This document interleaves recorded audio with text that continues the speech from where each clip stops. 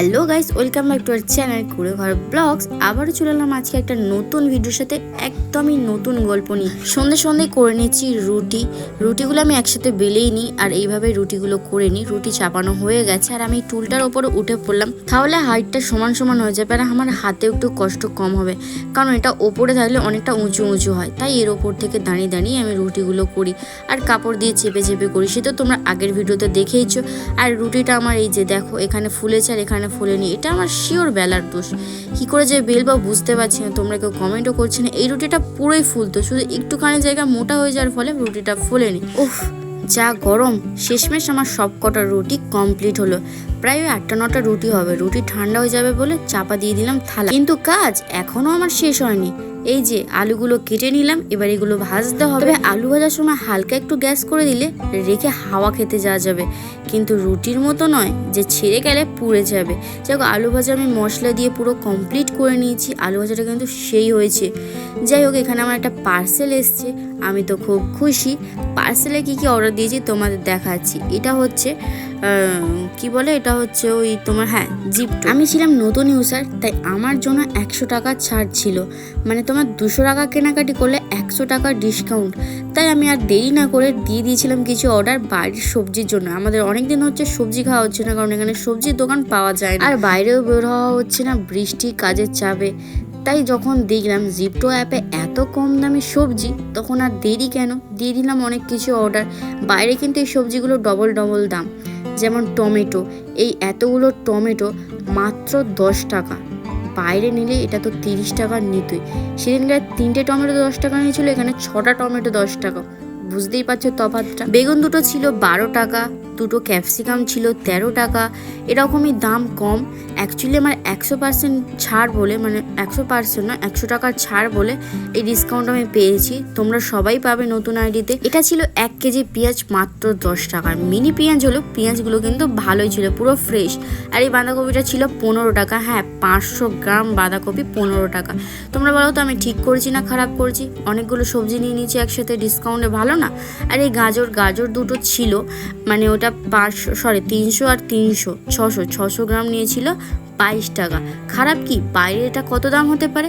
শসা দুটো ছিল মাত্র 7 টাকা। এবার তোমরা বলো খারাপ না ভালো? আর একটা কলা ছিল তোমার তোমার 6 টাকা, এরকমই হবে। আর সাথেই বাটারটা ছিল ফ্রি। এত বাজার আমি করেছি মাত্র 171 টাকায়, আর 15 টাকা হ্যান্ডিং ফ্রি। তো যাই হোক, এতগুলো সবজি এত কম দামে আমি তো পেতাম না। তোমরা যদি পেয়ে থাকো আমাকে কমেন্ট করে জানাও কোথায় পাওয়া যায়। পার্সেল গোছাতে না গোছাতেই বরমশাই চলে এসছে। তারপরে এই দেখো, বরমশাই জল নিয়ে রেডি, কারণ আজকে আমরা দুজন প্ল্যান করেছি রাতে সুইগি করব। রাত বলতে রাত 3টে, শেষ অবধি সুইগির যে টাইম শেষ অবধি থাকবো। তো এখানে পার্সেল করে নিয়েছি খাবারটা আর বেরিয়ে পড়েছি। বরমশাই সন্ধ্যে 7টা থেকেই করছিল, আমি 10টার দিকে বেরোলাম, কারণ খাবারটা বানানোর ছিল আর অতক্ষণ থাকলে একটু চাপ হয়ে যাবে। মেয়ে মানুষ তো বুঝতেই পারছো। তো আমি একটু রাত করে বেরিয়েছি, আমার তো খুব মজা লাগছে। আর এই চলে এসেছি ফার্স্ট অর্ডার নিতে আমি আসার পর। ঠিক আছে, আমি আসার পর এটা হচ্ছে ফার্স্ট অর্ডার। এটা ছিল চাইনা গ্রিন। তো ফার্স্ট অর্ডারটা আমরা এখানে দিয়ে আসতে যাব। আমার তো বেশ ভালো লাগছে, কারণ গাড়ি চড়তে কার না ভালো লাগে, তাই না? তাও আবার রাতে, কলকাতার শহর। লোকেশনে এসে বরমশাই ফোন করে নিয়েছিল আর ওরা ব্যাগ দিয়ে দিয়েছিল। ব্যাগের মধ্যে বরমশাই পার্সেলটা দিল আর ওরা তুলে নিল। কলকাতার ফ্ল্যাটে এরকমই হয়। তারপর নেক্সট অর্ডার এসে গেছিলো আমাদের, সেখানে আমরা চলে গেছিলাম পিৎজা হাটে। এই অর্ডারটা ছিল অনেক বড় অর্ডার। পিৎজা হাটে আমরা গিয়ে তাই অনেকক্ষণ দাঁড়িয়েছিলাম।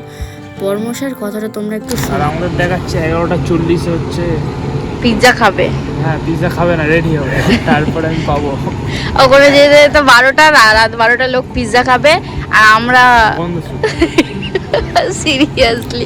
আমরা দুজন ঠিক এইভাবেই মজা করি, এইভাবেই কথা বলি। তাই জন্য আমরা দুজন কোনোদিন দুজনের প্রতি বোরিং ফিলটা আসেনি, আর আসবেও না আশা করি। সেসব তো ঠিক আছে, রাত্রেবেলা শুধু রাস্তায় দেখো কুকুর চারিদিকে, আর যা চিল্লাচ্ছে। কুকুর দিকে কাদের ভয় কমেন্ট করো তো। দেখো রাস্তায় কিন্তু ওদেরই রাজ। যাই হোক, আগে আগের অর্ডারটা ক্যান্সেল হয়ে গেছিলো, তো এটাই আমাদের সেকেন্ড অর্ডার।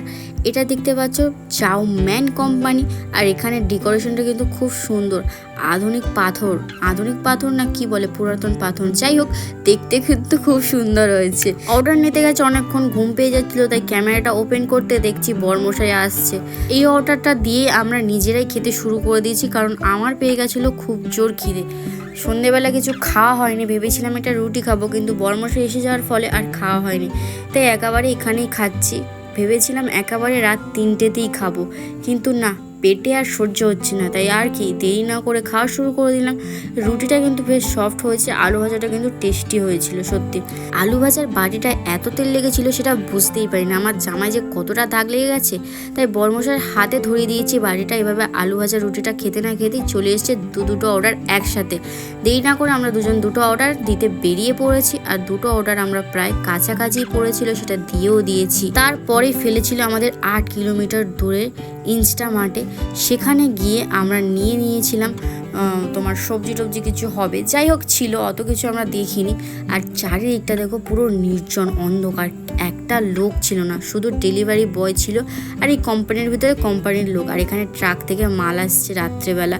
অর্ডার দিয়ে আসতে যাওয়ার সময়ও একটা সামনে বড় লরি বলে না কি বলে জানি না, একটা বিশাল বড়।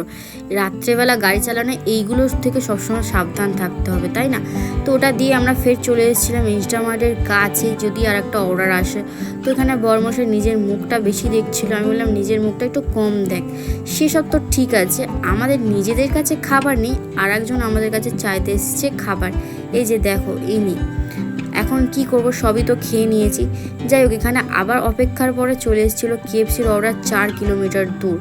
এবার এই অর্ডারটা নিয়ে চলে এসেছিলাম এই যে বড় বিল্ডিংটা, দাঁড়াও দেখাচ্ছি তোমাদের। এইগুলোকে কীরকম ফ্ল্যাট বলে আমি জানি না, তবে একসাথে 4-5টা ফ্ল্যাট রয়েছে। এখানে এক একটা নাম্বার অনুযায়ী, বিল্ডিং নাম অনুযায়ী যেতে হয়। আমি সত্যি বলতে সব বুঝি না, কিন্তু এখানে এই ফুল গাছটা দেখো কি সুন্দর না, দেখতে দেখতেই চলে এসছে বরমশাইকে বলছিলাম দেওয়া কমপ্লিট। বরমশাই বললো হ্যাঁ। আমি অর্ডার এসছে, বললো না। তারপর তো বরমশাই আমার কথা শুনতে না পেয়ে হন করে যাচ্ছে। আমি বলছি কটা বাজে বল, সে তো শুনতেই পায়নি। অনেকক্ষণ পরে সে দেখাচ্ছে যে বাজে এখন 2টো। এখনও আমাদের কাছে আছে 1 ঘন্টা, দেখি এর মধ্যে কটা অর্ডার আসে। নেক্সট অর্ডার এসেছিল ইনস্টামার্ট থেকে, সেখানে হয়ে গেছে একটা বড় সড়ো ঝামেলা, দেরি। মানে লোকটা যেখানে লোকেশন দিয়েছে তার থেকে প্রায় অনেকটা আগে ডেলিভারি নিয়েছে, আর আমাদের ডেলিভারিটা কমপ্লিট দেখায়নি, আর গেট বন্ধ ছিল, তাই আমরা যেতেও পারিনি। যাই হোক এখানে রাস্তায় আমি বসে আছি আর একটা নেক্সট অর্ডার আসার জন্য। সুইগি কোম্পানি সাজেস্ট করেছিল যে অ্যামিনিয়ার কাছে গেলে একটা অর্ডার আসবে, কিন্তু অনেকক্ষণ বসার পর আসেনি, তাই বরমশাই বললো চল বাড়ির দিকে। আমি বললাম হ্যাঁ চল, আর ভালো লাগছে না, রাস্তা কিন্তু এখন পুরো ফাঁকা। আর বরমশাইকে বলছিলাম দেখ বাড়ির কাছে যাবো আর অর্ডার আসবে, ঠিক তেমনই হয়েছিল, কিন্তু আমরা অর্ডারটা ক্যান্সেল করে দিই, কারণ রাস্তা অনেক খারাপ ছিল। বাড়ির কাছে এসে অনেকগুলো তো ম্যাগি আনা ছিল, আর বাড়ি এসে মনে হলো যে এখন একটা ম্যাগি খাই, কারণ খিদে পেয়ে গেছে। এখন বাজে 3:05, এখন আমি করব ম্যাগি, আর ম্যাগি করতে গেলে তো বেশি সময়ও লাগবে না। এই যে জল গরম করেছি, ম্যাগি দিয়ে দেবো, মশলা দিয়ে দেবো, ব্যাস। আর আমি একটু জোরে কথা বলে ফেলেছি, তাই বরমশাই বলছিল আস্তে কথা বল, তাই আমি বরমশাইকে বোঝাচ্ছিলাম গাড়ি নিয়ে এসেছি, তার আওয়াজে লোক জাগেনি, আর আমার কথার আওয়াজে জেগে যাবে, আর আমি তো বেশি জোরেও কথা বলছি না। তো চলে এলাম আবার সকালবেলা, কারণ কালকে ভিডিওটা কন্টিনিউ করতে পারিনি, কারণ সারা রাত ধরে ডেলিভারি করা হয়েছে। তো তোমাদের আর্নিংটা দেখায়, কালকেই আর্নিং হয়েছে গরম চায়ের সাথে সাথে। দারুণ চা বানিয়েছে। ভিডিওটা এখানেই শেষ করলাম। ভিডিওটা ভালো লাগলে অবশ্যই লাইক কমেন্ট শেয়ার করবেন। আজকের মতন টাটা।